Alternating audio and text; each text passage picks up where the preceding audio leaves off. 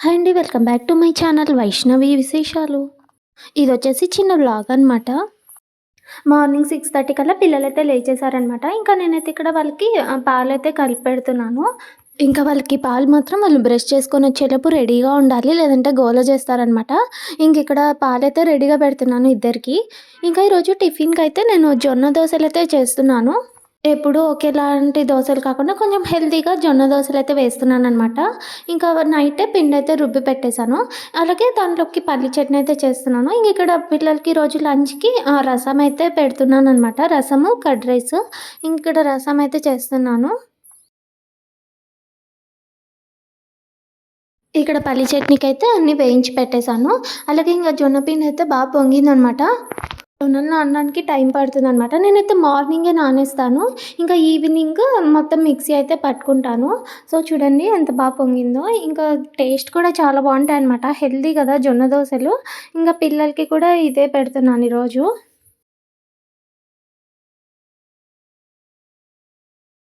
ఇక్కడ రసం అయితే తెరలిపోయింది. ఇంకా లాస్ట్‌లో కొత్తిమీర, కరివేపాకైతే వేస్తున్నాను.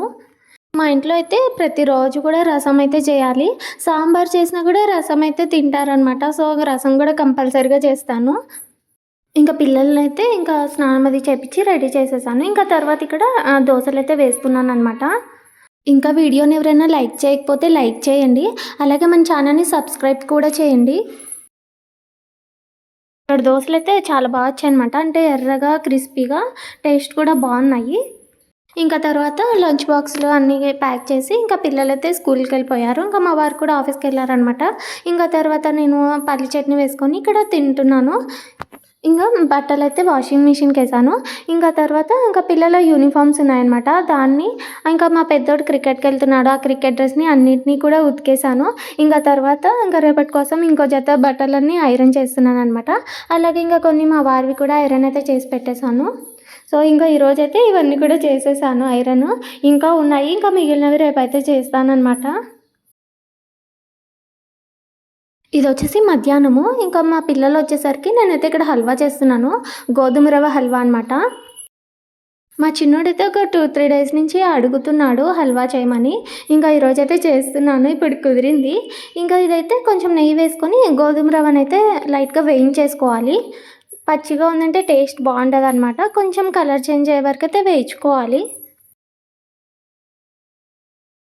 చూడండి రవ్వ అయితే వేగిపోయింది. తర్వాత నేను వేడి నీళ్ళని ముందే కాచి పెట్టుకున్నాను. మరీ లేట్ అవ్వకుండా.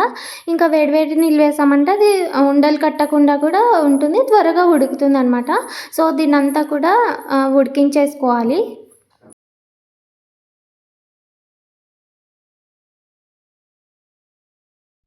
ఇక్కడ రవ్వ అయితే బాగా ఉడికిపోయింది.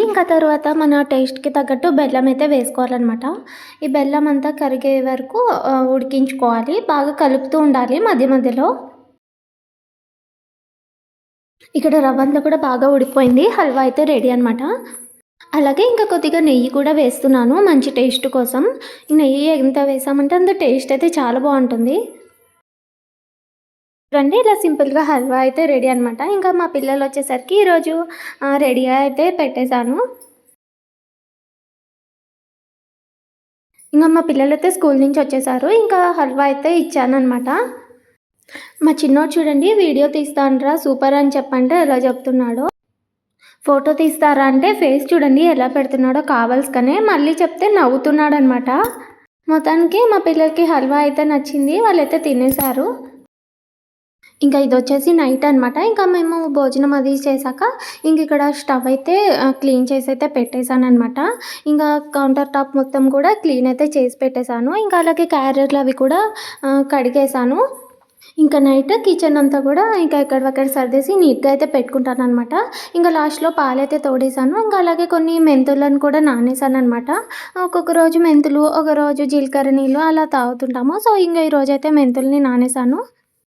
ఇదనమాట ఇవాల్టి వీడియో. వీడియో కనుక నచ్చినట్టయితే లైక్ చేసి షేర్ చేయండి. అలాగే మన ఛానల్‌ని సబ్స్క్రైబ్ చేయండి.